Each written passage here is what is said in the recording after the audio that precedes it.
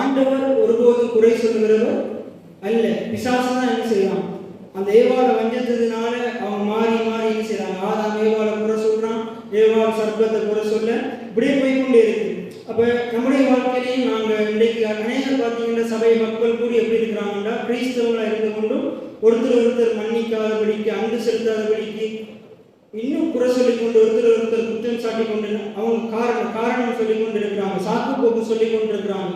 இப்ப நாங்க பார்த்தோம், நாங்க குறை சொல்லுகிறவங்களா இருக்கக்கூடாது, சாக்கு போக்கு சொல்லுகிறவங்களா இருக்கக்கூடாது. நம்முடைய தவறுகளை நாங்க ஏற்றுக்கொள்கிறவங்களா இருக்கணும். நாங்க அந்த காரியத்தை நாங்க பார்ப்போம். சங்கீதம் 19வது அதிகாரம் கடைசி 3 வசனங்கள் வாசிங்க.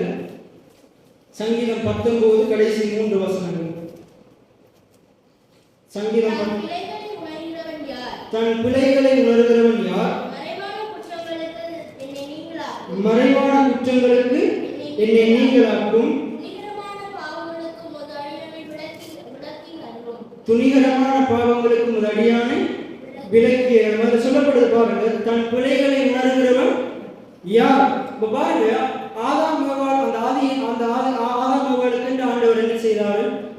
6 நாள் என்ன செய்தார்? அழகா ஒரு தோட்டத்தை உண்டாக்கி அதில் அவனுக்கு தேவையான எல்லாவற்றையும் உண்டாக்கி 6வது நாள் மனுஷனை படைத்து அவனை கொண்டு வந்து தோட்டத்தில் விட்டாரு.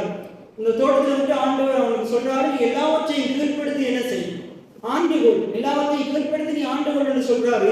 அப்படி நம்ம வாசிச்சுட்டு வரும்போது 3வது அதிகாரத்துல வந்து பாவம், பிசாசானவன் சர்ப்பத்தின் வடிவில் என்ன செய்யறான், பிசாசானவன் உள்ள வர்றான்.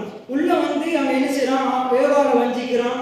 ஆதாமும் என்ன செஞ்சிடறான், ஏவாளோட பேச்சு கேட்டுட்டு அந்த ஆண்டவர் புசிக்க வேண்டாம் என்று சொன்ன கனியை ஆண்டவருக்கு கீழ்ப்படியாம அவன் என்ன செய்யறான், புசிக்கிறான். அதன் மூலமா பாவம் வருது, சாபம் வருது, வியாதி, மரணம், வியர்வை, தொழில கஷ்டம், இப்படி எல்லாவற்றிலையும் கஷ்டம் வருது, ஒரு குறைவு வருது. நிறைவா இருந்த அவனுடைய வாழ்க்கை ஒரு குறைவுக்குள்ள போகுது. இதுவரைக்கும் அவனுடைய ஆவிக்குரிய ஒரு ஜீவன் உள்ளவனா இருந்தான், இப்ப ஆவிக்குரிய மரணம் ஏற்படுது. நம்ம பார்க்கிறோம், இதை புசிக்கும் நாளிலே சாகவே சாவா என்று சொல்றான். ஆனா நம்ம பார்க்கிறோம், ஆதாம் 900 வருஷத்துக்கு மேல வாழ்றான். எது செத்துச்சு? ஆவி செத்துச்சு. தேவனோட உள்ள உறவு அவனுக்கு முறிந்து போயிடுச்சு. தேவனோட உள்ள உறவு முறிந்து போன பிறகு இப்ப பாத்தீங்கன்னா ஆதாம் என்ன செய்யறான்டா, அவன் பாவம் செய்ததால தான் நிர்வாணி என்று அறிந்து என்ன செய்யறான், ஒளிந்து கொள்றான். எங்க ஒளிந்து கொள்றான்? நாங்க போன அளவுக்கு முதல் கிழமை பார்த்தோம். எங்க ஒளிந்து கொள்றான்? ஒரு மரத்துக்கு பின்னுக்கு ஒளிந்து கொள்றான்.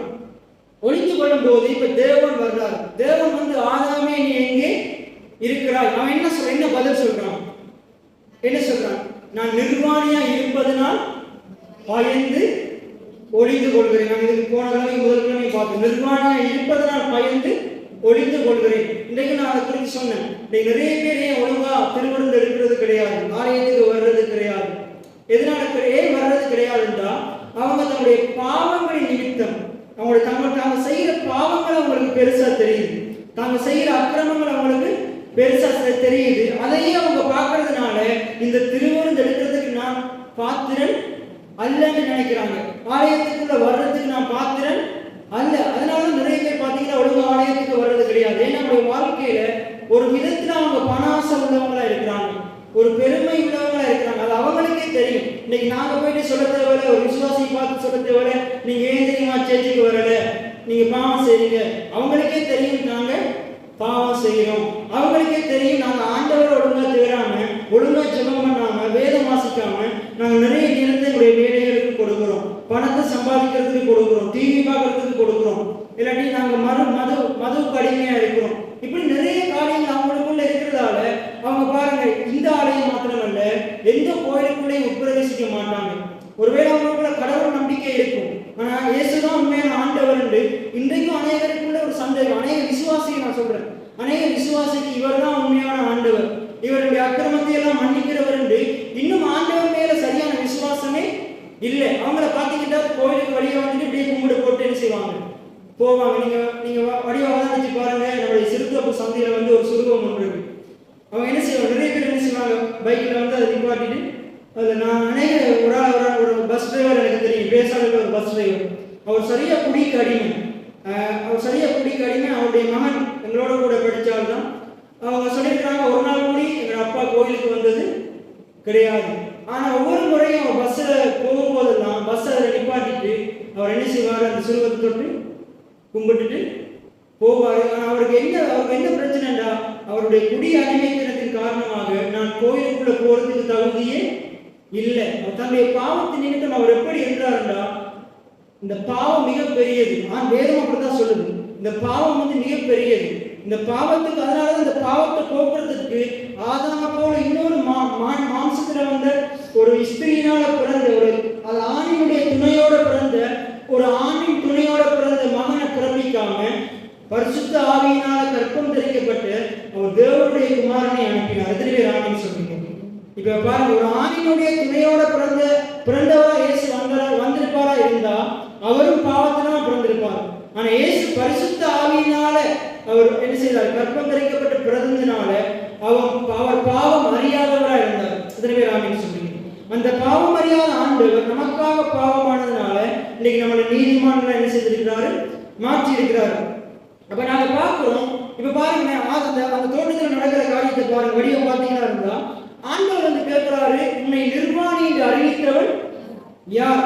அப்ப ஆண்டவர் எப்படி சொல்லலாம்? அவனை பார்த்து நீ நிர்வாணி என்று ஆண்டவர் சொல்லல. அப்ப இன்னைக்கு நம்முடைய வாழ்க்கையில் இருக்கிற குறைவுகளை பார்த்து ஆண்டவர் ஒரு நாள் அந்த குறைவுகளை சொல்லுகிறவரா இருக்க மாட்டார். மனுஷங்க தான் நம்முடைய குறைவுகளை என்ன செய்வாங்க?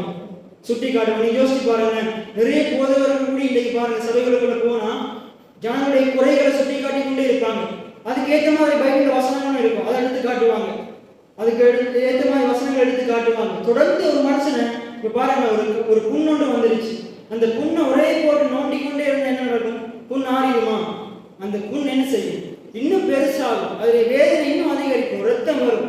சொல்லுவாங்க, மூக்கை போட்டு பிசைஞ்சிட்டு இருந்தா என்ன வருமா? வேதனை இருக்கு, நீதிமொழியில இருக்கு.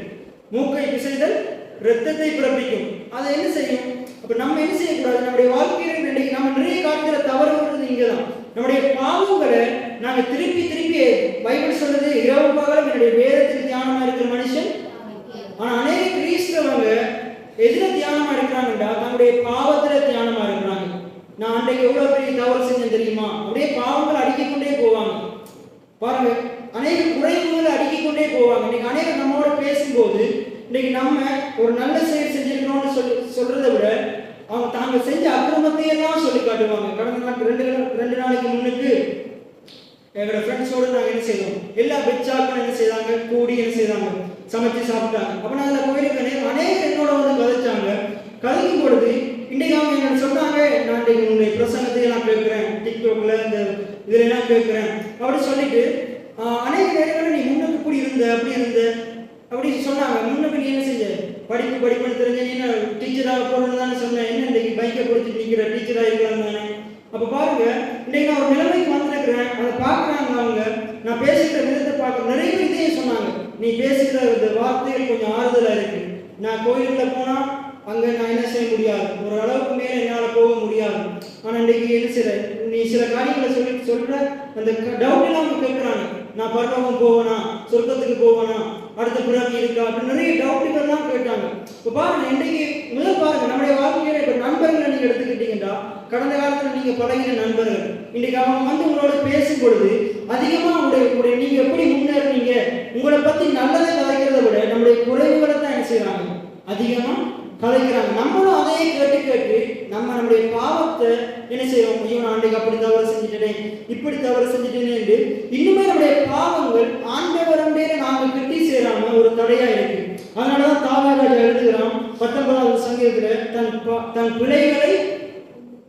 பிழைகளை உணர்கிறவன் யார்? தன் பிழைகளை உணர்கிறவன் யார்? இன்னைக்கு பாருங்க, ஒருவேளை நாங்க உண்மையாவே அநேக நல்ல மனுஷர்கள் இருக்கிறாங்க, ஆண்டவர் அறியாத நல்ல மனுஷர்கள் இருக்கிறாங்க.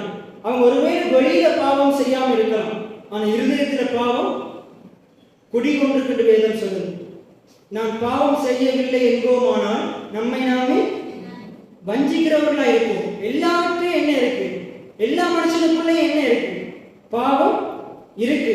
ஆனா நிறைய பேர் பாவம் செய்யறது இல்லை. இப்ப பாருங்க, நம்முடைய பிரதேசத்தை எடுத்துக்கிட்டா இந்த குடு கஞ்சா பிசினஸுக்கு பேர் போன இடம். இப்ப பாருங்க, இந்த பிரதேசத்துல நம்மளோட வாழ்றோம், ஆனா நம்ம அதை செய்யறோமா? இல்ல, நம்ம செய்யறது இல்ல. பாருங்க, அதை செய்யாததுக்கு ஓரளவுக்கு என்ன கிடைக்குது? ஒரு பணம் என்ன செய்யுது? பணம் கிடைக்குதா இல்லையா? கிடைக்குது. இன்னைக்கு பாருங்க, இதை பார்க்கும் பொழுது இன்னைக்கு நிறைய பேர் நமக்கு நம்ம செய்யறது இல்லை. ஏன்னா நம்ம ஆண்டவருக்கு பயந்து இருக்கிறோம். ஆனா நிறைய பேருக்கு செய்ய விருப்பம், ஆனா ஏன் செய்யறது இல்லை? செஞ்சா பொலிசிட்ட மாட்டிடுவோம், மானம் போயிடும், குடும்பம் என்ன செஞ்சிடும், குடும்பத்துல சூழ்நிலை நான் ஜெயிலுக்குள்ள போயிட்டா, இதை செஞ்சு மாட்டி ஜெயிலுக்குள்ள போயிட்டா குடும்பத்தை யார் பார்த்துக்குவா? இப்படி நிறைய காரியங்களை யோசிச்சு என்ன செய்யறாங்க, இல்லை அந்த தொழிலை செய்ய போறது இல்லை, விசேஷமா அவங்களுக்கு ஜெயிலுக்கு போறதுக்கு பிரியம் இல்லை, இதை செஞ்சுட்டு கோர்ட்ஸுக்கு காசு கட்டுறதுக்கு, இப்படி நிறைய காரணங்கள் இருக்கு. ஆனா எல்லாருக்குள்ளேயும் இப்படியெல்லாம் ஒன்றுமே நடக்காது.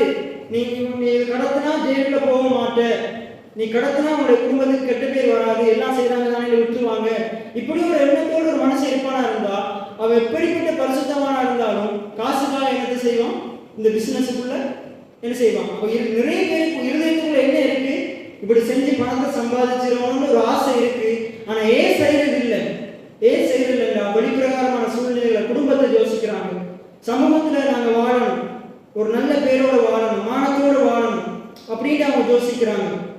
யாரும் அவங்களை பார்த்து கை நீட்டி என்ன செய்யக்கூடாது, நீ தவறான வழியில தான் சம்பாதிச்சு என்ன செய்யக்கூடாது, குறை சொல்லிடக்கூடாது என்று நாங்கள் நம்முடைய நட்பேரை காப்பாற்றி கொள்றதுக்காக என்ன செய்யறோம். அநேகர் என்ன செய்யறாங்க, இந்த விதமான தீமையான காரியங்களுக்குள்ள போகாம இருக்கிறாங்க. அவங்க வெளியில செய்யாம இருக்கலாம், ஆனா அவங்களுக்குள்ள என்ன இருக்கு, காசு வரணும் அப்படியான ஒரு ஆசை ஒன்று இருக்கு.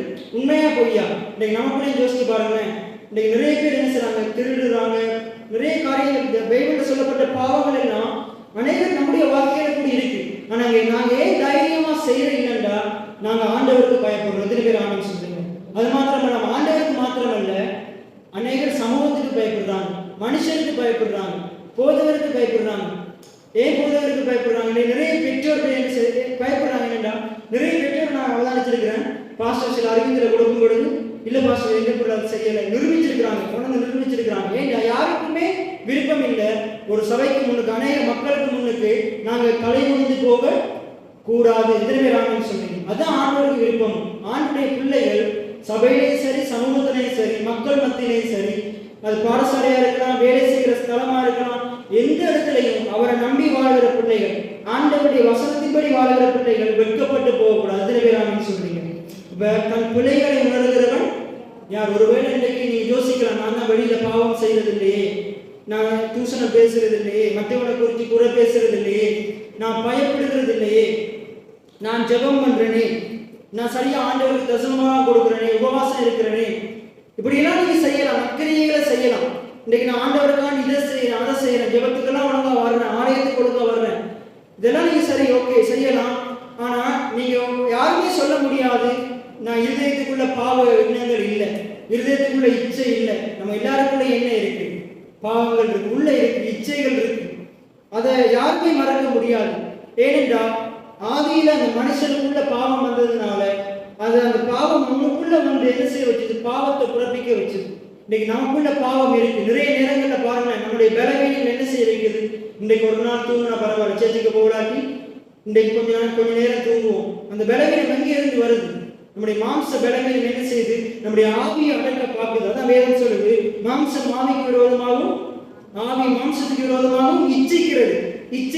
பாருங்க, நிறைய பேருக்கு பாருங்க, இப்ப நம்ம ஒரு இடத்துக்கு போகும்போது ஒரு புதுவிதமான சாப்பாடு ஒன்று என்ன செய்யறாங்க, ஒரு ஹோட்டல்ல செய்யறாங்க. இப்ப நமக்கு அதை பார்த்த உடனே என்ன ஒரு ஆசை வருது? அதை நாங்க என்ன செய்யறோம்?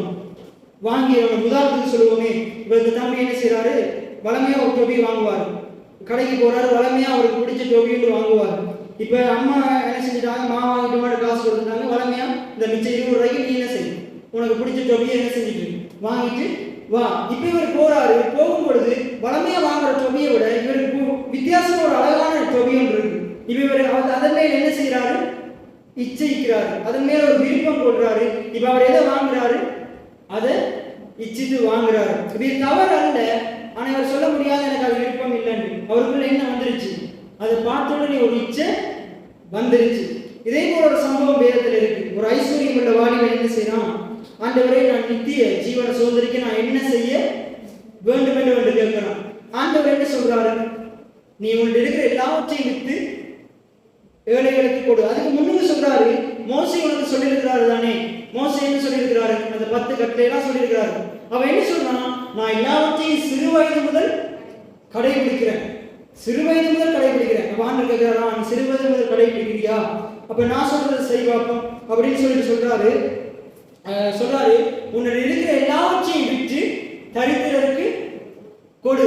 வேதம் சொல்லுது, அவன் மிகுந்த ஆஸ்தி உள்ளவனா இருந்தபடினா என்ன செய்துட்டானா, போய்விட்டானா.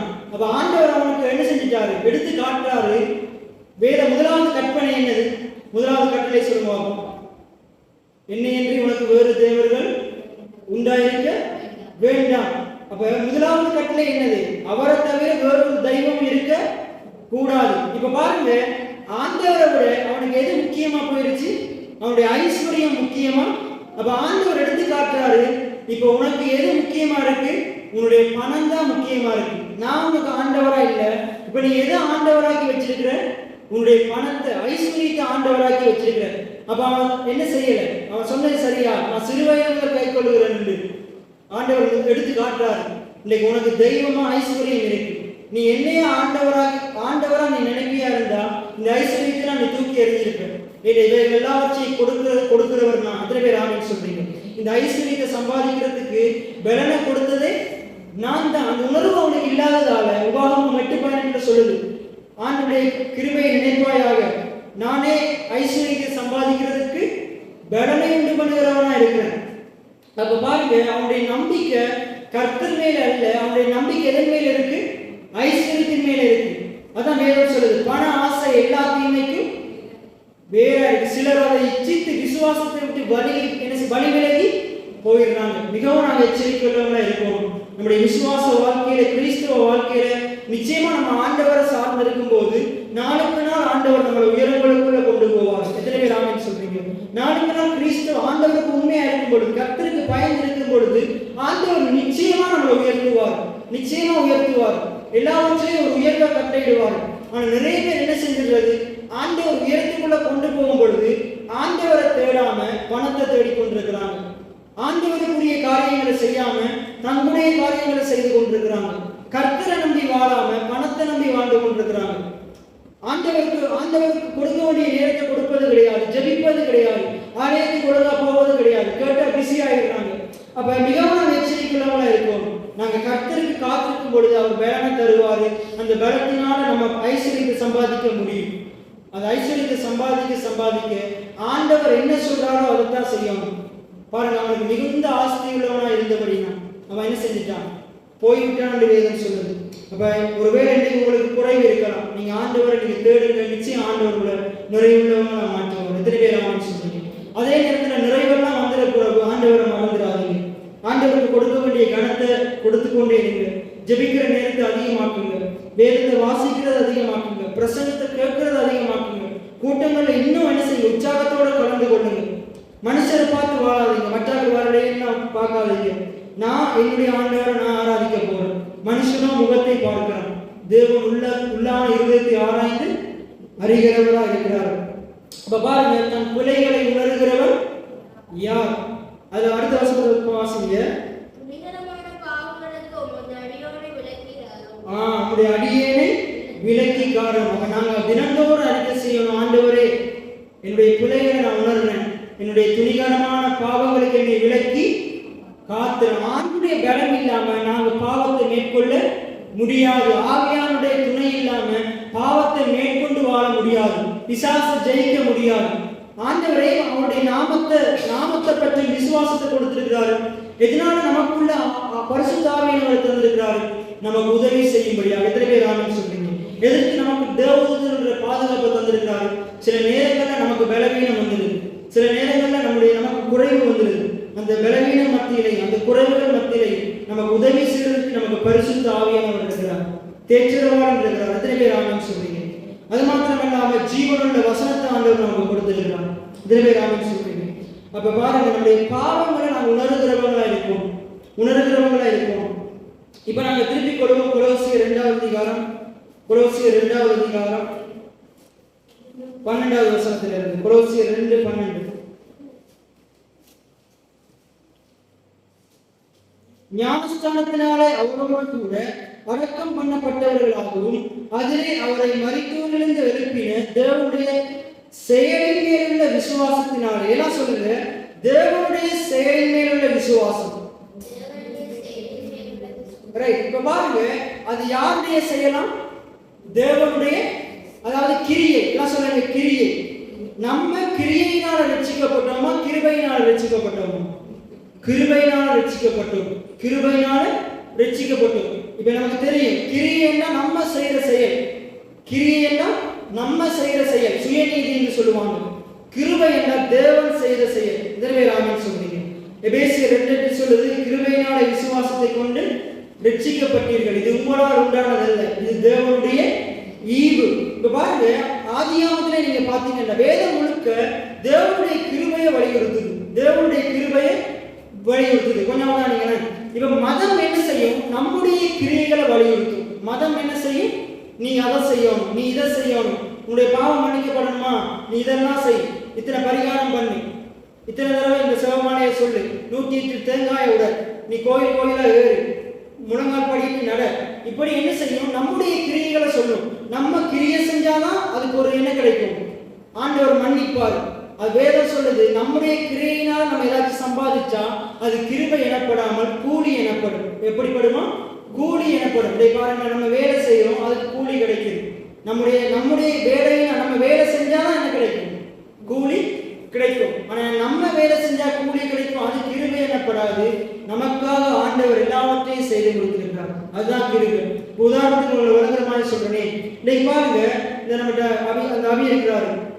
இப்ப அவர் என்ன செய்யறது இல்லை, அவர் இப்ப ஸ்கூலுக்கு போறாரு. இப்ப அவர் ஸ்கூலுக்கு போய் அவர் படிக்கிறதுக்குரிய தேவைகள் எல்லாம் அவர் போயிட்டு வேலை செஞ்சு சம்பாதிக்கிறது இல்லை. அது எல்லாவற்றையும் கொடுக்கிறது யாரு? அவருடைய தகப்பனார். எத்தனை பேர் ஆமென் சொல்றீங்க? அவர் என்ன செய்யறாரு? அவருடைய அப்பாவுக்கு அடங்கி இருக்கிறதால, அவருடைய அப்பாவுக்கு அம்மாவுக்கு பிள்ளையா இருக்கிறதுனால அவர் அப்பா அம்மா சம்பாதிக்கிறத இவர் இலவசமா அனுபவிக்கிறார். எத்தனை பேர் ஆமென் சொல்றீங்க?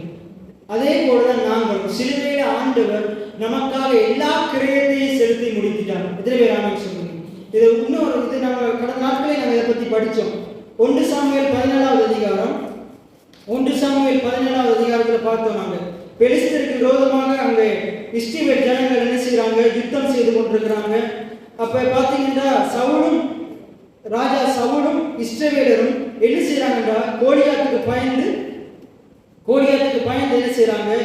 பயந்து கொண்டு நிற்கிறாங்க. அப்ப அங்க ஒரு சிறுவன் வருகிறான், தாவீது வரும்பொழுது எல்லாரும் அவங்க இஸ்ரவேலின் தேவனை என்ன செய்யறான்? பெலிஸ்தர் நிந்தித்துக் கொண்டிருக்கிறான். இஸ்ரவேலின் தேவனை நிந்தித்துக் கொண்டிருக்கிறான். அந்த இடத்துல தாவீது வருகிறான். அந்த நிந்தையின் சத்தம் கேட்குது. உடனே அவன் என்ன செய்யறான்? இஸ்ரவேலின் தேவனை நிந்திக்கிறதுனால அவனுக்கு ஒரு கோபம் வருது. கோபம் வந்து பெலிஸ்தனை எதிர்த்து நிற்கிறான். பெலிஸ்தனை எதிர்த்து நின்று என்ன செய்யறான்? பெலிஸ்தனுடைய தலையை வெட்டி ஒரு கல் எடுத்து என்ன செய்ய 5 கல் எடுக்கிறான். ஒரு கல் எடுத்து அவனுடைய தலையில பட்டு என்ன செய்யறான்? தாவீதுக்கு முன்பாக அவன் விழுந்து மண்டிடுறான். மண்டிட்ட உடனே அவனுடைய அந்த பெலிஸ்தனுடைய கத்தி எடுத்து அவனுடைய தலையை என்ன செய்யறான்? சங்காரம் பண்றான், வெட்டுறான். வெட்டின பிறகு பாத்தீங்கன்னா இப்ப பாத்தீங்க, இவ்வளவு நேரம் கோலியாத்தை பார்த்து பயந்து கொண்டிருந்த இஸ்ரவேலர் என்ன செய்யறாங்க? அவங்க ஓடி போய் அந்த பெலிஸ்த படையை நிர்மூலமாக்குறாங்க. அடுத்து அவங்க வாசிங்க 50வது வசனத்துல இருந்து வாசிங்க. தாவீது ஒரு கவணினாலும் கல்லினாலும் பெலிஸ்தனை மேற்கொண்டு அவனை மடங்கடித்து அவனை கொன்று போட்டான். தாவீதின் கையில். இதை பத்தி நம்ம பார்த்திருக்கோம். தொடர்ந்து வாசிங்க.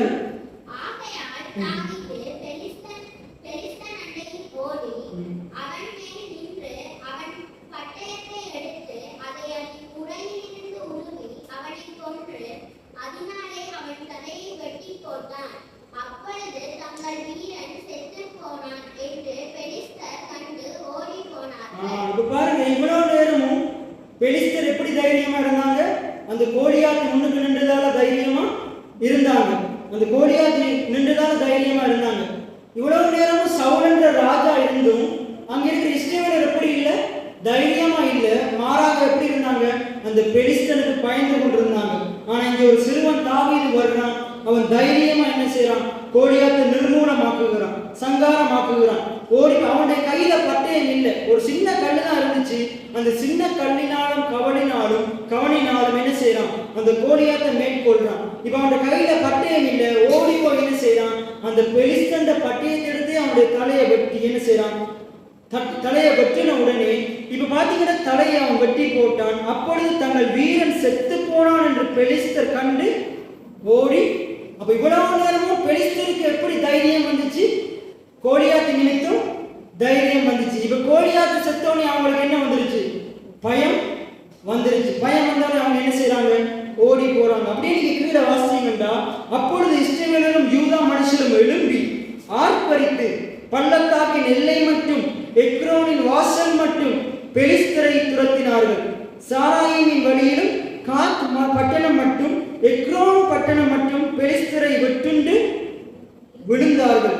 இஸ்ரவேல் புத்திரர் பெலிஸ்தரை மூர்க்கமாய் துரத்தின பிற்பாடு திரும்ப வந்து அவர்களுடைய பாளையங்களை கொள்ளையிட்டார்கள். இவ்வளவு நேரமும் பயந்து ஒளிந்து கொண்டிருந்த இஸ்ரவேலருக்கு எங்கிருந்து தைரியம் வந்துச்சு, எங்கிருந்து ஒரு உற்சாகம் வந்துருச்சு? இப்ப எப்படி நான் கேட்கிறேன், இந்த இஸ்ரவேல் ஜனங்களுடைய பயம் யார் மூலமா நீக்கப்பட்டுச்சு? தாவீது மூலமா நீக்கப்பட்டுச்சு. தாவீது வெற்றி பெற்றதால்தான் நீக்கப்பட்டுச்சு. இப்ப பெலிஸ்தர்களுக்கு எப்படி பயம் வந்து திருப்பி பயம் வந்துச்சு? அவனுக்கு சார்பாக நின்றவன் என்ன செஞ்சிட்டான், தோல்வியை தழுவிட்டான். இவங்களுக்கு சார்பாக நின்றவன் என்ன செஞ்சிட்டான், வெற்றி பெற்றுட்டான். அவ பாருங்க, தாவீது இதுவரைக்கும் பயந்து கொண்டிருந்த இஸ்ரவேலருக்குள்ள ஒரு உற்சாகம் வருது, ஒரு தைரியம் வருது. இதுவரைக்கும் தைரியமா இருந்த பெலிஸ்த படைக்கு என்ன வருது, ஒரு பயம் வருது. இன்னைக்கு நிறைய ஜனங்கள் கிறிஸ்தவர்கள், நான் சொல்றேன் சபை மக்களை சொல்றேன், ஒருவேளை நீங்களும் அதுல இருக்கலாம். ஒருவேளை நீங்க இன்றைக்கும் பலவிதமான தேவைகளை நினைச்சு இன்னைக்கு தாவீத கையில பட்டயம் இல்லாதது போல உங்களுடைய கையில ஒன்றுமே இல்லாம இருக்கலாம். இன்னைக்கு நீங்க முன்னேறதுக்கு ஏதுவாக நம்முடைய வாழ்க்கையில் இருக்கிற கடன் என்ற எதிரி, நம்முடைய வாழ்க்கையில் இருக்கிற வியாதி என்ற எதிரி, நம்முடைய வாழ்க்கையில் இருக்கிற பலவிதமான எதிரிகளை மேற்கொள்றதுக்கு இன்றைக்கு நம்முடைய கையில ஒன்றுமே இல்லாம இருக்கலாம், ஒன்றுமே இல்லாம இருக்கலாம். ஆனா இன்றைக்கு வரைக்கும் நீங்க பயந்து கொண்டிருப்பீங்களா இருந்தா இன்றைக்கு வரைக்கும் நீங்க சரியான ஒரு கிறிஸ்தவ வாழ்க்கையை வாழவே இல்லை. ஏனென்றால் நம்முடைய தரித்திரத்தை, நம்முடைய வியாதி, வறுமைகள், வேதனைகள் எல்லாவற்றையும் கல்வாரி சிலுவையில ஏசி எல்லாவற்றுக்கும் மேலும் வெற்றி சிறந்துட்டார். எத்தனை பேர் ஆமென் சொல்றீங்க? பாருங்க, தாவீது கையில என்ன இல்லை, பட்டயம் இல்லை. அவன் சொல்லியிருக்கலாம், என் கையில பட்டயம் இல்லை, நான்லாம் யுத்தத்துக்கு போக மாட்டேன் அப்படின்னு சாக்கு போக்கு சொல்லியிருக்கலாம். ஆனா அவன் எந்த சாக்கு போக்கும் சொல்லலை, எந்த சாக்கு போக்கும் சொல்லலை. இஸ்ரவேலர்லாம் சாக்கு போக்கு சொல்லிக் கொண்டிருக்கிறாங்க. எப்படி சொல்லிக் கொண்டிருக்கிறாங்க? கோலியாத் எவ்வளவு பெரியவன் தெரியுமா, அவனுக்கு விரோதமா யுத்தம் செய்ய முடியுமா? இப்ப இன்னைக்கு நாங்க போயிட்டு ஏன் சேர்ச்சுக்கு வரல பிரதர்ன்னு கேட்டா, எனக்கு எவ்வளவு கடன் தெரியுமா, ஒரு நாள் வேலைக்கு போராட்டியும் கடனை கட்ட முடியாது. சாக்கு போக்கு, நிறைய சாக்கு போக்கு. அவனுக்கு இன்னுமே ஆண்டவர் மேல விசுவாசம் இல்லை. இங்க பாருங்க, இவ்வளவு நேரமும் இஸ்ரவேலர் சாக்கு போக்கு சொல்லிக் கொண்டிருக்கிறாங்க, ஒருத்தர் குறை சொல்லிக் கொண்டிருக்கிறாங்க, அங்க எதிரிய மேன்மையா பேசிக் கொண்டிருக்கிறாங்க, இவங்களை குறைச்சி பேசிக் கொண்டிருக்கிறாங்க. ஆனா இங்க பாருங்க, தாவீது அங்க வெற்றி பெற்ற உடனே இல்லாத தைரியம் அவங்களுக்குள்ள வருது. எத்தனை பேர் ஆமென் சொல்றீங்க? இல்லாத தைரியம் உள்ள வருது, பயத்தின் சுபாவம் நீக்கப்படுது, ஒரு உற்சாகம் வருது, அவங்களுடைய பேச்சே மாறுது. பாருங்க, இப்ப அவங்க இவ்வளவு நேரம் அவங்களுக்கு பயந்து ஒதுங்கி கொண்டிருந்தவங்க இப்ப அவங்களை துரத்திட்டு போயிட்டு வெற்றி பெறுறாங்க. எத்தனை பேர் ஆமென் சொல்றீங்க? இப்ப பாருங்க, தாவீதின் வெற்றியின் நிமித்தம் இவங்களுக்குள்ள ஒரு தைரியம் வருது, இவங்களுக்குள்ள இஸ்ரவேலருக்குள்ள இருந்த பயம் நீக்கப்படுது. இன்னைக்கு கல்வாரி சிலுவையில அங்க அதான் சொல்லுது, கொலோசியர் 2:14 சொல்லுது, ஆண்டவர் எல்லா துரைத்தனங்களையும் அதிகாரங்களையும் முடிந்து கொண்டு வெளியேறுங்க கோலமாக்கி சிலுவையிலே என்ன செய்தாராம், வெற்றி சிறந்தார். எல்லாம் சத்தமா சொல்லுவோமா? சிலுவையிலே வெற்றி சிறந்தார். அப்ப இன்னைக்கு நாங்க பயந்து கொண்டு வாழணுமா, அவமானப்படணுமா, எதிரியை பார்த்து பயப்படணுமா, நம்முடைய வாழ்க்கையில் இருக்கிற குறைவுகளை பார்த்து பயப்படணுமா? ஒருவேளை நீங்க விசுவாசிகள் குறைவுகளை பார்த்து பயந்து கொண்டிருப்பாங்களா இருந்தா இன்றைக்கு அவங்களுடைய கண்கள் இன்னும் சரியாக திறக்கப்படவில்லை. அப்ப நாங்க இனி மிகவும் எச்சரிக்கையுள்ளவங்களா இருக்கணும். ஆண்டவர் தான் சொல்றாரு, எதை குறித்து கலங்காதீங்க, எல்லாவற்றையும் குறித்து சோஸ்திரத்தோட கூடிய ஜெபத்தினாலும் வேண்டுதலினாலும் தேவனுக்கு தெரியப்படுத்துங்க. அப்பதான் நமக்கு எல்லா புத்திக்கும் மேலான தேவ சமாதானத்தை அவர் தருவார், நம்முடைய ஜெபத்துக்குரிய பதிலையும் அவர் தருவார். ஆபத்து நாளில் என்னை நோக்கி கூப்பிடு, அப்பொழுது நான் உன்னை விடுவிப்பேன் ஆண்டவர் சொல்றார். நிறைய நேரத்தில் நாங்கள் என்ன செய்யறது, பலவிதமான காரியங்கள் வரும்போது ஆண்டவர் நோக்கி கூப்பிடுகிறது இல்லை. இப்ப பாருங்க, இங்க ஒரு தாவீது தைரியமா இருந்ததால முழு இஸ்ரவேலரும் என்ன செய்யப்பட்டுச்சு, வெற்றி பெற்றுச்சு. நான் ஒரு காலம் ஒரு பிரசங்கத்தை கேட்டுக்கொண்டிருந்தேன். அமெரிக்காவில் பார்த்தீங்கன்னா ஒரு 200 வருஷத்துக்கு முன்னுக்கு அமெரிக்காவில் பார்த்தீங்கன்னா கருப்பினத்துக்கும் வெள்ளை இனத்துக்கும் ஒரு இடையில ஒரு வேறுபாடு இருந்துச்சு. ரேசிசம் என்று சொல்லுவாங்க. இந்த நிறங்களுக்கு அடிப்படையில் ஒரு வேறுபாடு இருந்துச்சு. அங்க கருப்பினத்தாக்கள் கூடுகிற சபையில வெள்ளை இனத்தாக்கள் கூட மாட்டாங்க. ஆங்கிலேயர் வெள்ளக்காரங்க கூடுகிற இடத்துல கருப்பினத்தாக்கள் இருக்க மாட்டாங்க. இந்த கருப்பினத்தாக்களை வெள்ளக்காரங்க மட்டமா பார்த்தாங்க. ஆனா ஒரு அரசன் வந்தா ஆபிரகாம் லிங்கன் என்ற ஒரு அரசன், அந்த நாட்டில் ஜனாதிபதி அதிபர் வந்து என்ன செய்யறான், இந்த கருப்பினர்களுக்கும் வெள்ளையினருக்கும் இனி வேறுபாடு கிடையாது. கருப்பினத்தவனும் மனுஷன்தான், வெள்ளையினத்தவனும் மனுஷன்தான். ஒரு சமத்துவத்தை என்ன செய்யலாம், அந்த சட்டங்கள் எல்லாவற்றையும் மாற்றி 2 பேருக்கும் உரிய உரிமைகளை கொடுத்தான். 2 பேருமே சமனானவர்கள். இது 2 பேருக்கும் இந்த அமெரிக்கா நாட்டில் உரிமை உண்டு. நம்முடைய தேசத்திலே பார்த்தீங்கன்னா தமிழர் சிங்களர்களுக்கு இடையில பிரச்சனை நடந்துச்சு. நாங்க தான் உயர்ந்த ஜாதி, தாழ்ந்த ஜாதி. இந்தியாவில் இன்னுமே இருக்கு, யாழ்ப்பாணத்தில் இன்னுமே இருக்கு. ஜாதிகள் அடிப்படையில் நான் இந்த ஜாதி, இவன் தாழ்ந்த ஜாதி அப்படின்னு நிறைய இதுகள் இந்தியாவில இன்னும் யாழ்ப்பாணத்திலையும் இருக்கு. இன்னும் நான் கேள்விப்படுற மன்னர்களை ஒரு சிலர் அதை பார்க்குறாங்க. பேசாதத்துலையும் இருக்கு. நான் இந்த பட்டம் அப்படின்னு என்ன செய்யுது, வேறுபாடுகள் இருக்கு. நீங்க என்ன ஆகணும்னு கேட்பாங்க, உடைய பேர் என்ன பேருன்னு கேட்பாங்க. என்ன பேருன்னு கேட்டு என்ன தெரிஞ்சுக்கொள்ள போறாங்க, பின்னால கனாண்டா வருதா பரமாண்டா அதெல்லாம் வருதா பாருங்க. இன்னுமே வேறுபாடுகள் பேசுறதுக்குள்ளேயும் இருக்கு. அப்ப இன்னைக்கு நம்ம அப்படிப்பட்ட சூழ்நிலைக்குள்ளதான் வாழ்ந்து கொண்டிருக்கிறோம். பலவிதமான வேறுபாடுகள். ஆபிரகாம் லிங்கன் என்ற ஒரு அரசன் என்ன செய்தான், சட்டத்தை பிறப்பிச்சான். அந்த அதிபர், அந்த நாட்டு அதிபர் என்ன செஞ்சான், சட்டத்தை பிறப்பிச்சான். இனி உங்களுக்குள்ள வேறுபாடு கிடையாது. கருப்பன் என்றும் இல்லை, வெள்ளக்காரன் என்றும் இல்லை. 2 பேரும் சமன், 2 பேரும் நாட்டின் குடிமக்கள் தான் அப்படின்னு ஒரு சட்டம் வந்த உடனே நிறைய மக்கள் என்ன செஞ்சிட்டாங்கன்னா, அடுத்த நிறைய பேர் சொல்றாங்க, அடுத்த 100 வருஷத்துக்கும் கருப்பினத்தாக பயந்து கொண்டே தான் இருந்தாங்க. ஏன் பயந்து கொண்டிருந்தாங்க ஆராய்ச்சி செய்யும் போது இதுவரைக்கும் பயந்து அவங்களுக்கு பழக்கப்பட்டதால இப்பயும் ஆங்கிலேயரை பார்த்து, வெள்ளக்காரங்களை பார்த்து பயந்து கொண்டே வாழ்ந்தாங்க. ஆங்கிலேயரோட ஒரு பஸ்ல பிரயாணம் பண்ணும்போது ஒரு வெள்ளக்காரன் வந்துட்டாங்களா இருந்தா இந்த கருப்பினத்தை என்ன செய்யணுமா, எழும்பி பின்னுக்கு போய் உட்காரணுமா, எழும்பி தானாவே பின்னுக்கு போய் உட்காரணுமா. அப்ப அங்க ஆபிரகாம் லிங்கன் ஒரு சட்டத்தை போட்டு கிட்டத்தட்ட 100 வருஷம் ஆகியும் அவங்க என்ன செய்யலையா, பயந்தே வாழ்றாங்க. அந்த உரிமை அவங்களுக்கு தெரியவே இல்லை. நானும் என்ன செய்யலாம், சமனா இருக்கலாம் என்ற அந்த ஞானம் இல்லாம பயந்து போய் பின் சீட்ல உட்கார்ந்து கொண்டிருந்தாங்க. 100 வருஷத்துக்கு பிறகு ஒரு பெண் என்ன செய்தாங்கன்னா, கிட்டத்தட்ட இப்ப நம்ம வாழ்ந்த காலத்துல இருந்து ஒரு 100 வருஷத்துக்கு முன்னுக்கு அதே மாதிரி ஒரு பஸ்ல அமெரிக்காவில் ஒரு பெண், ஒரு கருப்பின பெண் என்ன செய்யறாங்கன்னா, அமர்ந்திருக்கிறாங்க, முன் சீட்ல அமர்ந்திருக்கிறாங்க. இப்போ ஒரு வெள்ளக்காரன் வர்றான். வெள்ளக்காரன் வந்து என்ன செய்யறான், அந்த ஆளை பார்த்து எழுப்பி பின்னுக்கு போன்னு என்ன செய்யறான், அந்த பெண்ணை பார்த்து சொல்றான், நீ பின்னுக்கு போன்னு தைரியமா சொல்றான். நீ பின்னுக்கு போன்னு அந்த 100 வருஷம் வராத தைரியம் அந்த பெண்ணுக்கு அப்ப வருது. அப்ப அவன் சண்டை பிடிக்கிறதுக்கு வரும்பொழுது அவர் சொல்றாரு, 100 வருஷத்துக்கு முன்னுக்கே சட்டம் மாற்றப்பட்டு ஆயிடுச்சு, எனக்கும் இந்த நாட்டில் ஒரு உரிமை இருக்கு, நீ மட்டும் தான் முன் சீட்ல உட்கார வேண்டியது இல்லை, நானும் என்ன செய்ய முடியும், எங்க வேணாலும் எப்பயும் உட்கார எனக்கும் அதிகாரம் உண்டேன்னு தைரியமா நிற்கிறாள். அதுக்கப்புறம் பெரிய யுத்தங்கள் நடக்குது, பெரிய ஒரு போராட்டங்கள்லாம் நடந்து இன்றைக்கு அந்த தேசத்துல ஒரு சிலர் இருந்தாலும் இன்றைக்கு அந்த தேசத்துல கருப்பினருக்கும் ஒரு வேறுபாடு இல்லை, வெள்ளையினருக்கும் வேறுபாடு இல்லை. இதுவரைக்குமே கருப்பினத்துல ஜனாதிபதி அதிபர் வராத அந்த அமெரிக்கா நாட்டில் பராக் ஒபாமான்ற ஒரு கருப்பின ஜனாதிபதி வந்தார். நிறைய பேர் ஆமென் சொல்லுங்க. அப்ப நிறைய பேர் ஆண்டவர் நிறைய விஷயம் நான் இப்ப சொல்றது போல ஆபிரகாம் லிங்கன் கிட்டத்தட்ட 200 வருஷத்துக்கு முன்னாடி என்ன சட்டத்தை போட்டுட்டாரு, கருப்பினம் என்று வேறுபாடு இல்லை, வெள்ளையினருக்கும் என்று வேறுபாடு இல்லை, அந்த சட்டத்தை போட்டுட்டாரு. ஆனா அவங்க கடந்த 100 வருஷமா என்ன செய்யறாங்க, அவங்களுக்கு அந்த சட்டம் போடப்பட்டும் அவங்களுக்கு அதை குறித்து ஞானம் இல்லை. நிறைய விசுவாசிகளுக்கும் வேதத்துல ஆண்டவர் நம்மளை பார்த்து நம்மளை நீதிமான மாற்றிட்டாரு, நம்மளை வெற்றியாளர்களா மாற்றிட்டாரு, பாவத்தை மேற்கொள்றதுக்கு பலனை தந்துட்டாரு, பரிசுத்த ஆவியை நம்மளை தந்துட்டாரு, நமக்கு சுதந்திரத்தை தந்துட்டாரு, ஆபிரகாமுடைய ஆசீர்வாதங்களெல்லாம் தந்துட்டாரு. இந்த அறிவு இல்லாதால இன்றைக்கு எப்படி வாழ்றாங்க, நான் பாவி, நான் நிர்வாணி, எனக்கு ஒன்றுமே இல்லை, என் கையில பட்டயம் இல்லை, இப்படி குறை சொல்லிக் கொண்டே வாழ்றாங்க, இப்படி பயந்து கொண்டே வாழ்றாங்க. நான் போன நாளைக்கு முதல்கிழமை சொன்னேன், நாங்க இனி ஒருத்தருக்கு ஒருத்தர் என்ன செய்யக்கூடாது, குறை சொல்ல கூடாது, சாக்கு போக்கு சொல்லக்கூடாது. போன கிழமை நாங்க பார்த்தோம், நாங்க பயப்படுகிறவங்களா இருக்க கூடாது, நமக்குள்ள குற்ற உணர்வு இருக்க கூடாது.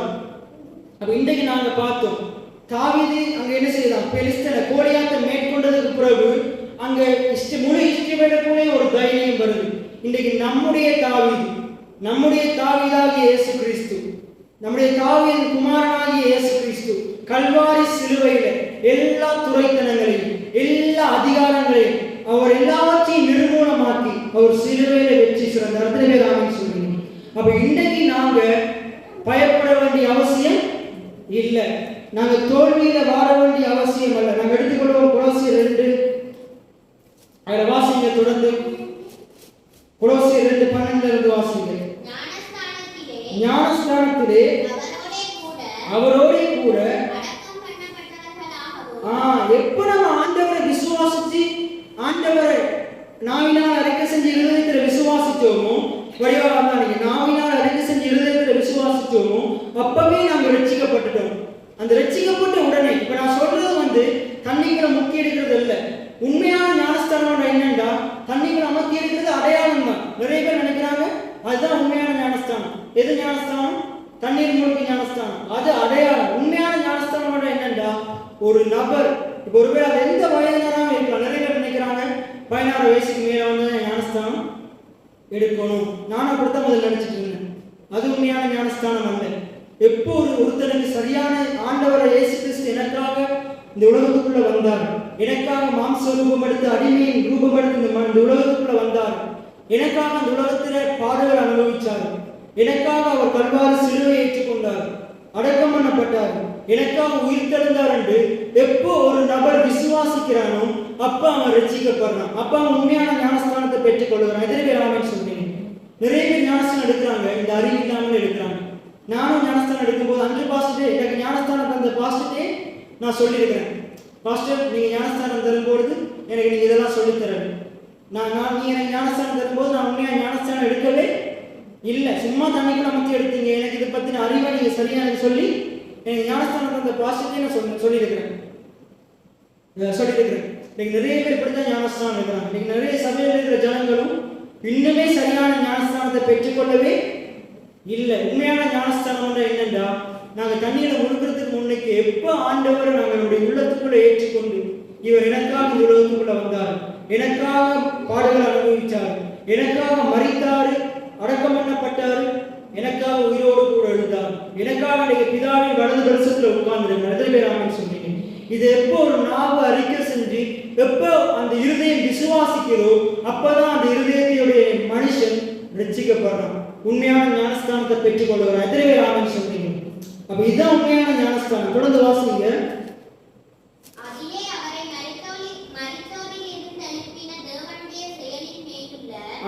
தேவனுடைய செயலின் மேல் உள்ள விசுவாசத்தினாலே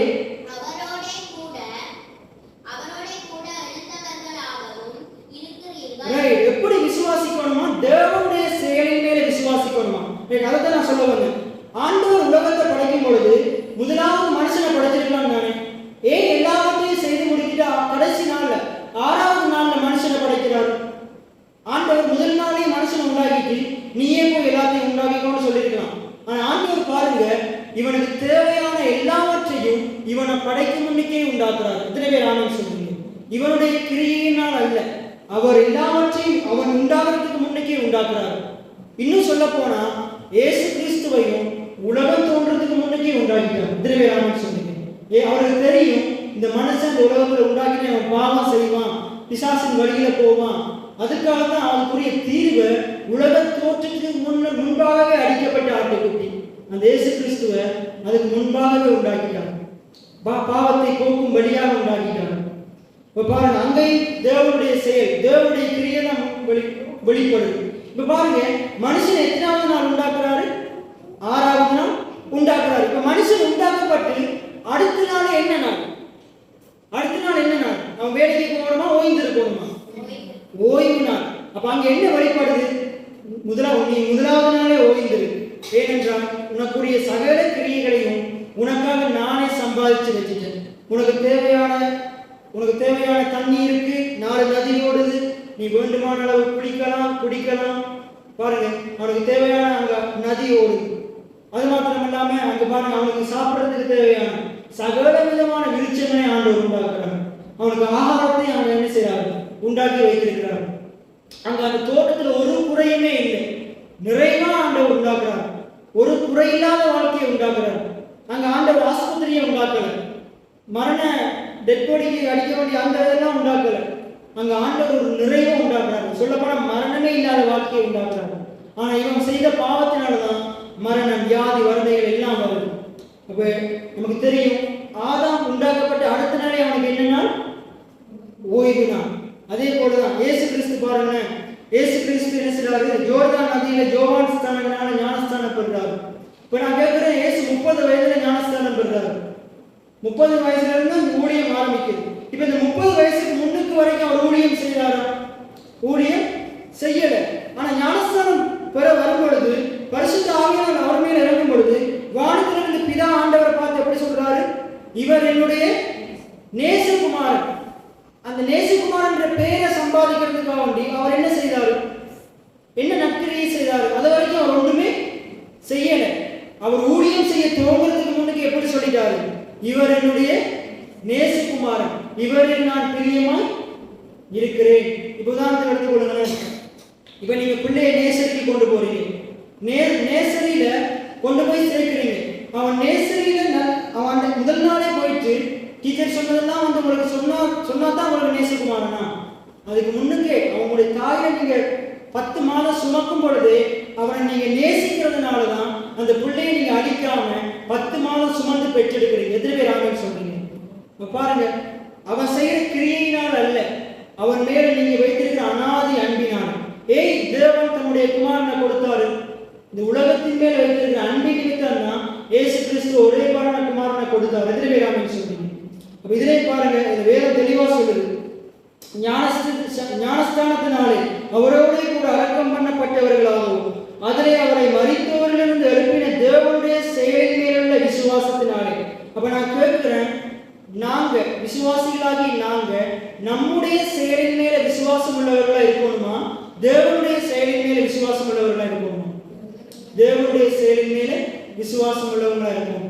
விசுவாசிகளாகி நாங்க நம்முடைய சுய கிரியைகளை, உதாரணத்துக்கு நம்ம பண்ற உபவாசத்துல, நம்ம பண்ற ஜெபத்துல, நம்ம கொடுக்கிற காணிக்கையில, நம்ம சர்ச்சுக்கு போயிட்டு வர்றத இதே மேன்மையா கதைக்கணுமா? இல்லாட்டி அவருடைய கிருபையை மேன்மையா கதைக்கணுமா?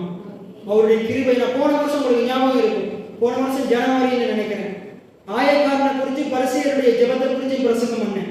அதுல ஆயக்காரன் எப்படி ஜெபம் பண்றான், பரிசேயன் எப்படி ஜெபம் பண்றான்னு பார்த்தோம். பரிசேயன் எப்படி ஜெபம் பண்றான்? வந்த உடனே அதே நம்ம ஒரு நாள் படிச்சதுலேயே வரும். பரிசேயன் என்ன செய்யறான்? முதலாவது அவனை பத்தி கூட சொல்றான், நான் இவனை போல அல்ல, நான் உபவாசம் பண்றேன், காணிக்கை கொடுக்கிறேன், ஜெபம் பண்றேன், தன்னுடைய கிரியையை மேன்மையா கதைக்கிறான். ஆனா அந்த ஆயக்காரன் எப்படி ஜெபம் பண்றான்?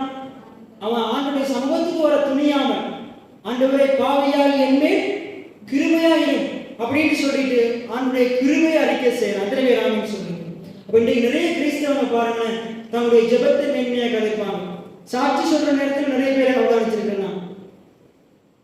கடைசியா தான் வாயில வரும், கர்த்தருடைய நாமத்துக்கே மகிமை உண்டாவதா, நான் ஜெபிச்சதால ஆண்டவர் இதெல்லாம் செய்தார், இல்ல அவருடைய கிருபையினால செய்தார். சரி, இல்ல ஜெபிக்கிற எல்லாருக்கும் பதில் கொடுக்க வேண்டிய அவசியம் அல்ல. ஆண்டவர் சொல்றாரு, நீ என்னது வேண்டிக் கொள்ளுகிறாய் என்றது நீ வேண்டிக் கொள்றதுக்கு முன்னுக்கு எனக்கு அறிந்திருக்கிறேன். அப்ப நம்ம ஜெபிக்கிறதுக்கு முன்னுக்கே அவருக்கு தெரியுமா இருந்தா அது நம்முடைய கிரியையா அவருடைய கிரியையா? அவருடைய கிருபையினாலதான், அவருடைய கிரியையினாலதான் நம்முடைய ஜெபங்களுக்கு பதில் வருது. எத்தனை பேர் ஆமென் சொல்றீங்க? இந்த ஊழியம் இந்த அளவுக்கு வளர்ந்திருக்கிறதுக்கு காரணம் நம்முடைய கிரியை அல்ல, அவருடைய பலன்.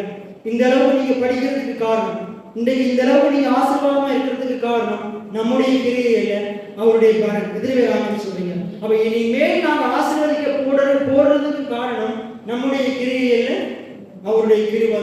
அந்த ரகசியத்தை நீங்க உணர்ந்து கொள்ளணும். இப்ப பாருங்க, வேதம் தெளிவா சொல்றது, தேவனுடைய செயலின் மேல் உள்ள விசுவாசத்தினாலே அவரோட கூட எழுந்தவர்களாகவும் இருப்பீர்கள் என்று சொல்லல, இருக்கு. அப்ப ஏற்கனவே நாம் எப்படி இருக்கிறோமா? அவரோடு கூட பாவி என்ற நிலைமையில இருந்து புதிய சிருஷ்டி என்ற நிலைமைக்கு உயர்த்தப்பட்டவர்களாக இருக்கிறோம். எத்தனை பேர் ஆமென் சொல்றீங்க? பாவியாக அடக்கம் பண்ணப்பட்டோம், புதிய சிருஷ்டியாக உயிர்த்தெழப்பட்டிருக்கிறோம். அதைத்தான் சொல்றது 2 கொரிந்தியர் 5:17 சொல்லுது. 2 கொரிந்தியர் 5:17 சொல்லுது, ஒருவன் கிறிஸ்துவுக்குள் இருந்தால் அவன் புது சிருஷ்டியா, பழையவைகள் எல்லாம் ஒழிந்து போயின, எல்லாம் புதிதாயின. இந்த பாருங்க, நிறைய பேருக்கு இந்த விசுவாசமே இல்லை.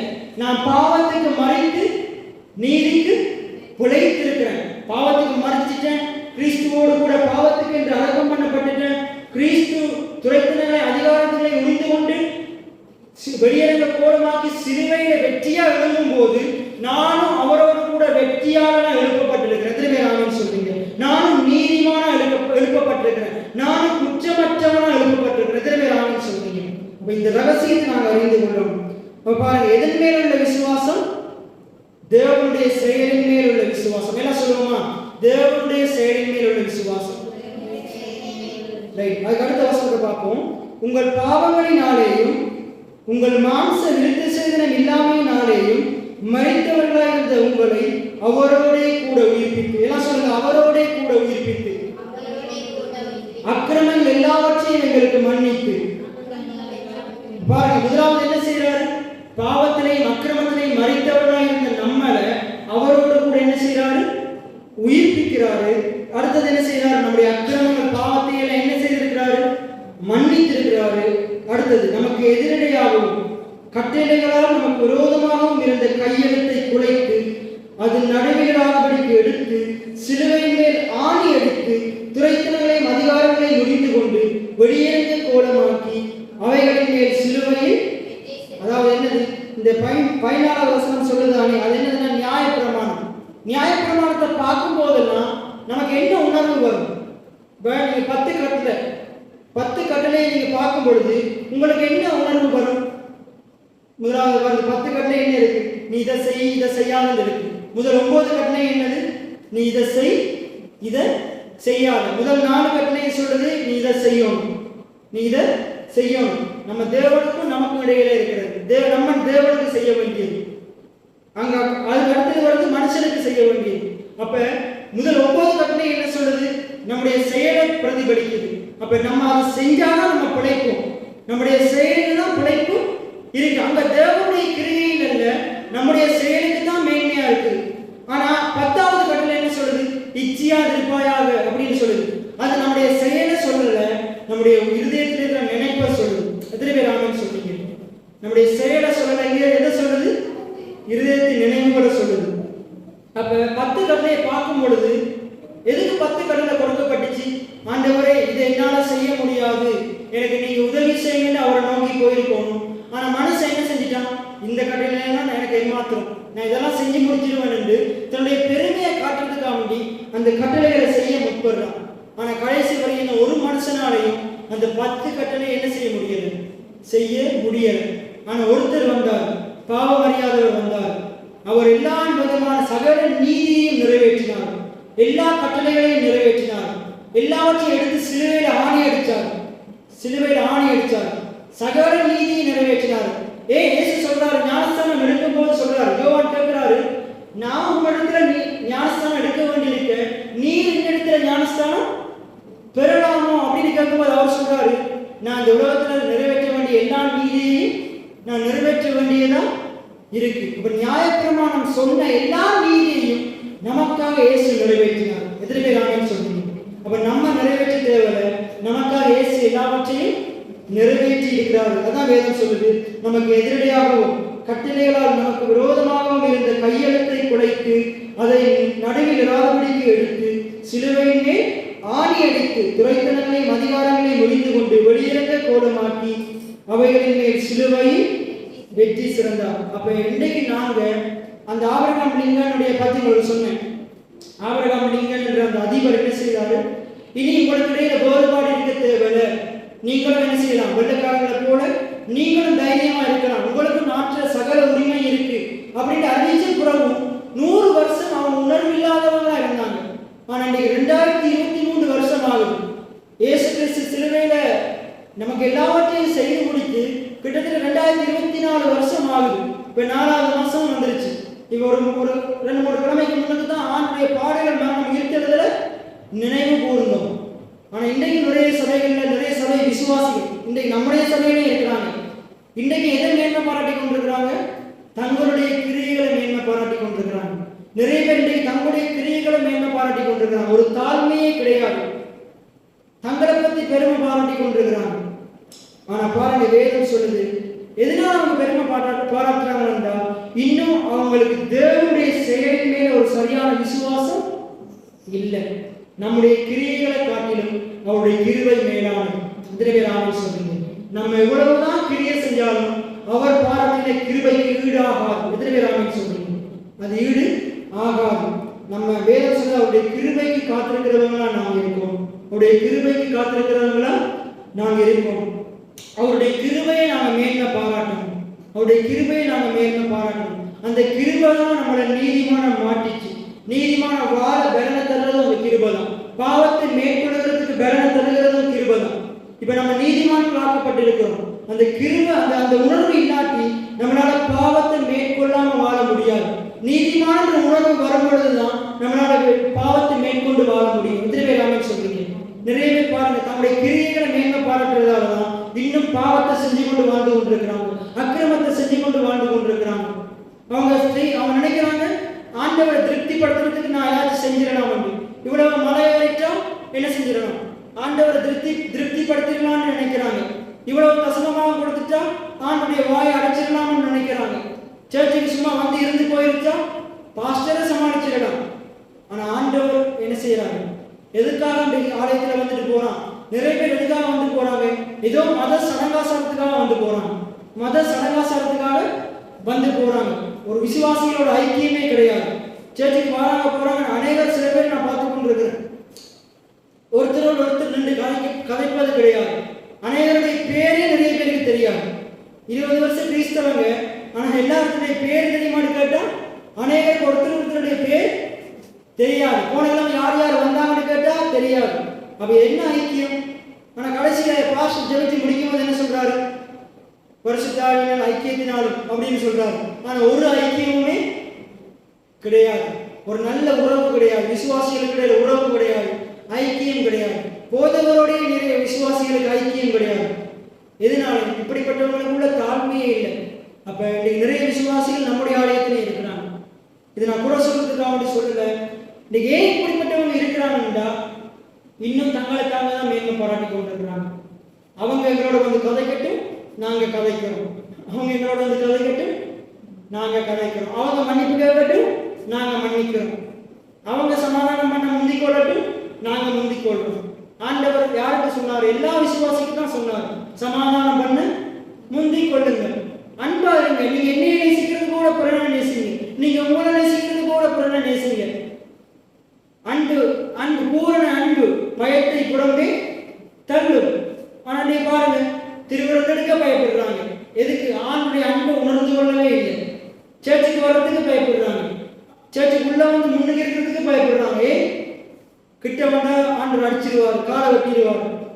ஆண்டினுடைய கிருபையை நம்ம சரியா உணர்ந்து கொள்ள மட்டும் நம்முடைய கிறிஸ்தவ வாழ்க்கை பயன் நிறைந்த கிறிஸ்தவ வாழ்க்கையை தான் இருக்க போகுது. தரித்திரம் நிறைந்த கிறிஸ்தவ வாழ்க்கையை தான் இருக்க போகுது. நம்மளை பார்த்து நிறைய பேர் ரட்சிக்கப்பட மாட்டாங்க. இருக்கிற விசுவாசியை சர்ச்சை விட்டு போவோம். ஏன்னா இருக்கிற பிள்ளைகள் சாட்சியா இருந்தாதான் ஜனங்கள் ரட்சிக்கப்படுவாங்க. சில இடங்கள்ல கண்டித்து நடத்தும் பொழுது, இப்படிப்பட்ட பிரசங்கத்தை பண்ணும் பொழுது பின்னாசனுக்கு தான் பேசுறாரு, பாஸ்டர் என்னையை தான் குத்துறாரு, குடைகிறாரு அப்படின்னு சொல்லிட்டு அடுத்த கிழமை சேர்த்துக்கு வராம இருக்கிறதாலதான் இந்த மனைவி ஜனங்கள் ரட்சிக்கப்படாம இருக்கிறாங்க. ஆண்டவர் நமக்கு தான் பேசுறாரு. இப்ப நான் இந்த பிரசங்கத்தை யாருக்கு பேசுறேன்? இதுல இருக்கிற ஒவ்வொருவருக்கும் தான் பேசுறேன். நம்முடைய சபையில இருக்கிற ஒவ்வொருவருக்கும் தான் பேசுறேன். அதான் வேணும் சொல்லுது.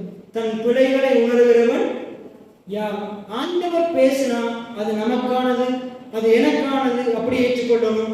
ஆண்டவர்களுடைய தவறுகளை சுட்டி காட்டுறாரு, நான் இங்க சரி செய்யணும். எத்தனை பேர் ஆண்டவர் சொல்றீங்க?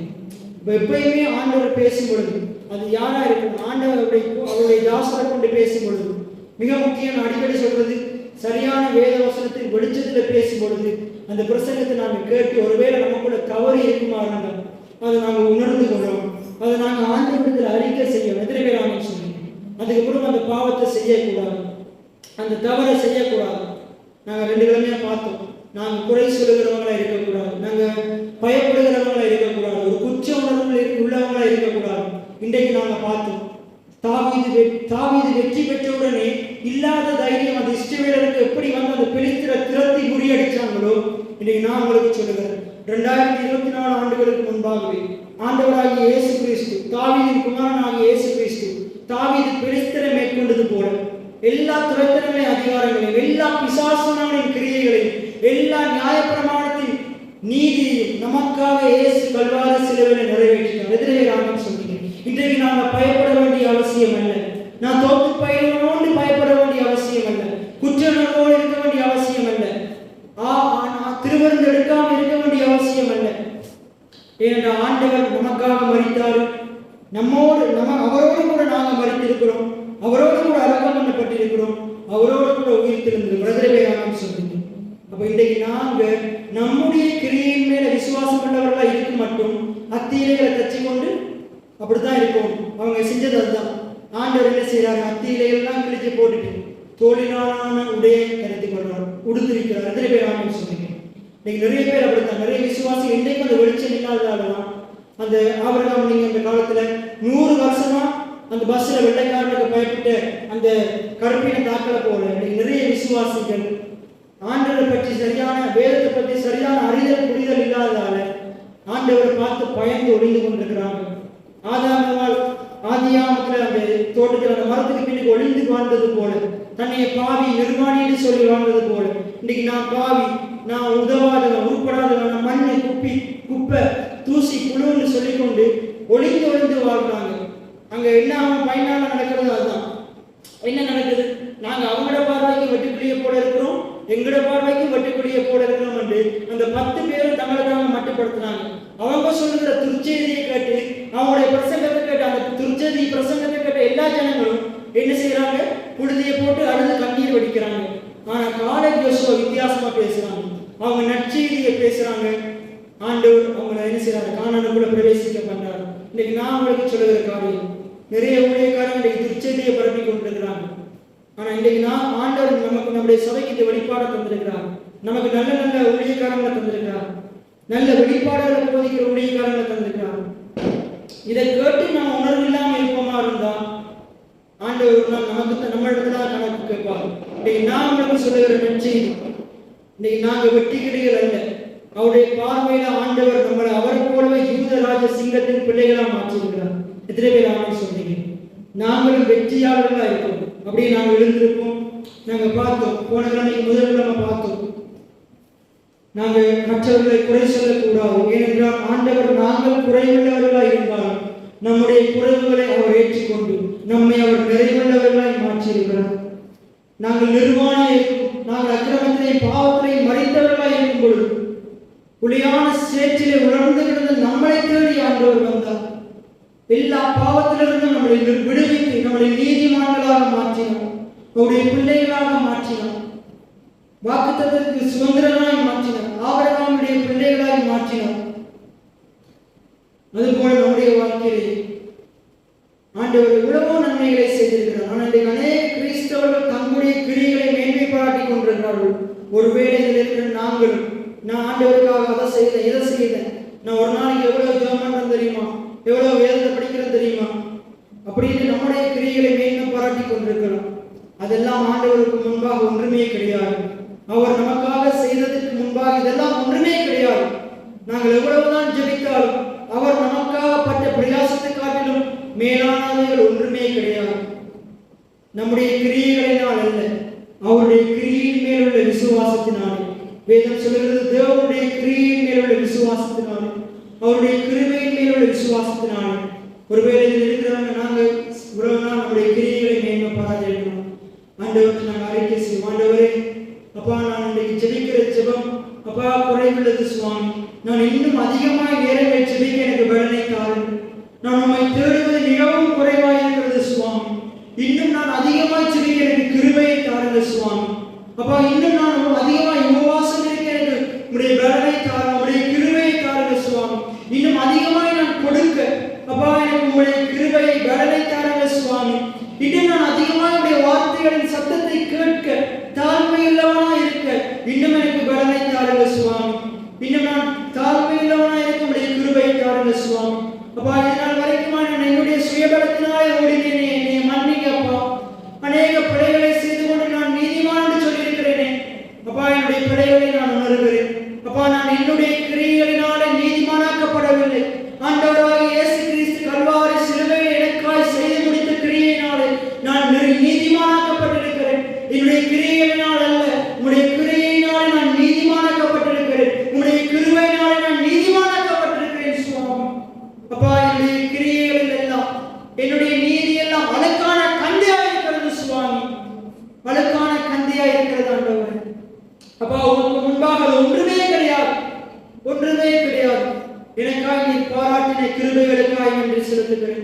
அப்பா தாவீதின் வெற்றியை பார்த்து இஸ்ரவேலர் எப்படி பெலிஸ்தரை துரத்தி எடுத்து மேற்கொண்டார்களோ அதுபோல இயேசு எனக்காக சிலுவையிலே எல்லா துரைத்தனங்களையும் அதிகாரங்களையும் வெளியேற போலமாக்கி சிலுவையிலே எல்லா இதற்கு விரோதமாக இருந்த கட்டளைகள் எல்லா நியாயப்பிரமாணத்தின் எல்லாவற்றையும் ஆணியடித்து அப்பா எங்களுக்காய் முடித்து தீர்த்ததன் மேலுள்ள விசுவாசத்தில் ஆண்டவரே நாங்கள் இந்த உலகத்திலே எங்களுக்கு எதிராக இருக்கிற எல்லா பிசாசானவனின் வஞ்சிக்கிற ஆவிகளையும் எல்லா கள்ள போதனைகளையும் கள்ள தீர்க்கதரிசிகளுடைய வார்த்தைகளையும் எல்லா பிசாசானவனால் உண்டாகிற எல்லா துர்க்கிரியைகளையும் துர்ச்செய்திகளையும் மேற்கொண்டு இந்த உலகத்திலே அப்பா இஸ்ரவேலரை போல அப்பா தாவீதுடைய வெற்றியை கண்டு அப்பா வெற்றி பெற்ற இஸ்ரவேலரை போல நாங்கள் உடைய பிள்ளைகளாகி நாங்கள் சிலுவையிலே நீர் வெற்றி செல்வதை பார்த்து நாங்கள் இந்த உலகத்திலே வெற்றியுள்ள பிள்ளைகளாய் வாழ உதவி செய்யுங்க.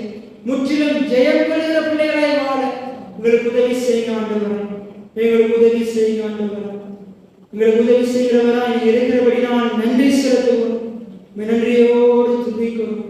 நன்றி நன்றி நன்றி கருபோல காத்தீரே நன்றி சொல்வோம். நன்றி நன்றி நன்றி இதயத்தில் சுமந்தீரே நன்றி எபினேசரே எபினேசரே இந்நாள் வரை சுமந்தவரே எபினேசரே எபினேசரே என் நினைவாய் இருப்பவரே நன்றி நன்றி நன்றி கருபோல காத்தீரே நன்றி ஞானிகள் மத்தியில் பைத்தியம் என்னை அழைத்தது அதிசயமே ஞானிகள் மத்தியில் பைத்தியம் என்னை அழைத்தது அதிசயமே நான் இதற்கான பாத்திரனல்ல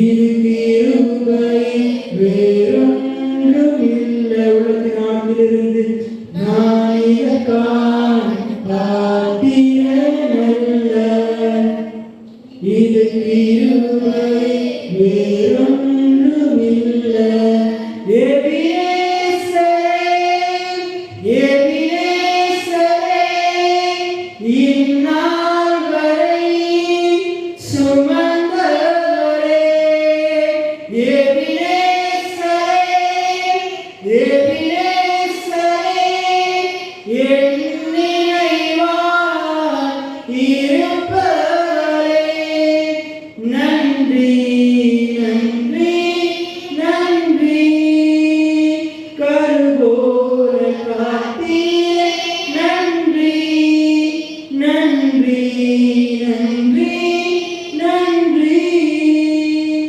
இதயத்தில் சுமந்தீரே நன்றி. அவருடைய கண்களை மூடியிருக்கும் பொழுது மதியம் அந்த வார்த்தையை ஒப்புக் கொடுத்து சொல்லுங்க. நாங்கள் தேவனுடைய கிருபையை மேன்மை பாராட்டி விசுவாச வாழ்க்கையில் நாங்கள் எங்களுடைய கிரியை அல்ல தேவனுடைய கிருபையை மேன்மை பாராட்டி நாங்கள் நம்முடைய சபை மக்கள் எல்லாரும் வாழ உலகம் எங்கிலும் இருக்கிற எல்லா சபை மக்களும் இந்த வெளிப்பாட்டை அறிந்து கொண்டு தங்களுடைய சுய கிரியைகளை மேன்மை பாராட்டி வாழாமல் தேவன் நமக்காக செய்து முடித்த கிரியைகளை மேன்மை பாராட்டி வாழ தேவன் ஒவ்வொருவருக்கும் இந்த ஆவிக்குரிய வெளிப்பாட்டை கொடுத்து கொண்டபடியாக சொல்லுங்கள்.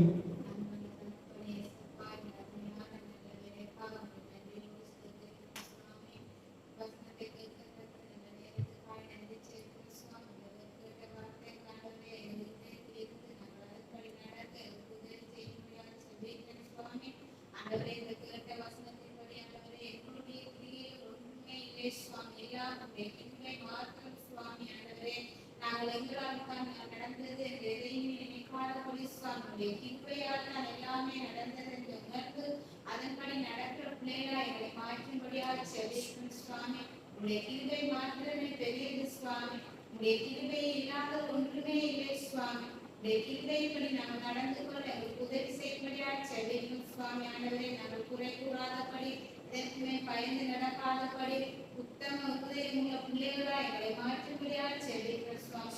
உடைய வசனத்தை எங்கள் உதயத்திலே காத்துக்கொண்டு அதன்படி நடக்க எங்களுக்கு உதவி செய்யும்படியாக செபிக்கிறேன்.